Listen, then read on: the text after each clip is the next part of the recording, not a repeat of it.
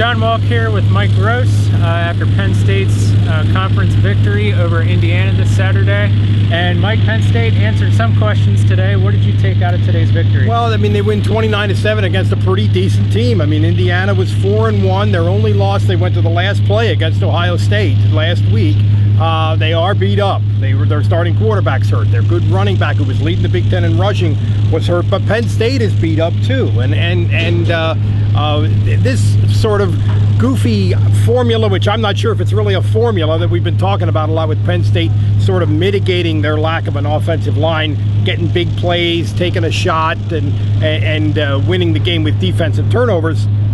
Maybe there's something to it. Maybe it's a real thing. Yeah, I don't know. And what did you make out of, they come in with their second string quarterback, Indiana does, after he goes down at the start of the third quarter? Did you kind of feel momentum shift? Did Indiana have much left after that? They didn't. And I think what was critical about that, I'm going to go back a little earlier than that. Indiana scored and hit an onside kick, recovered it.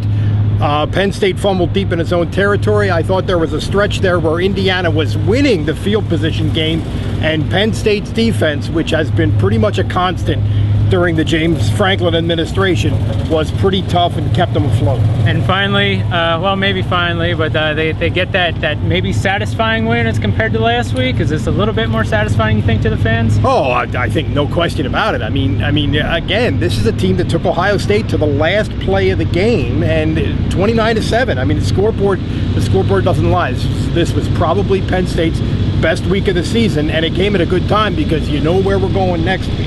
We're going to Columbus, Ohio, and playing what, even though they're struggling, Ohio State, I still think is the most talented team in America. And we'll see how Penn State responds next week when they hit the road and take on Ohio State in a big conference game.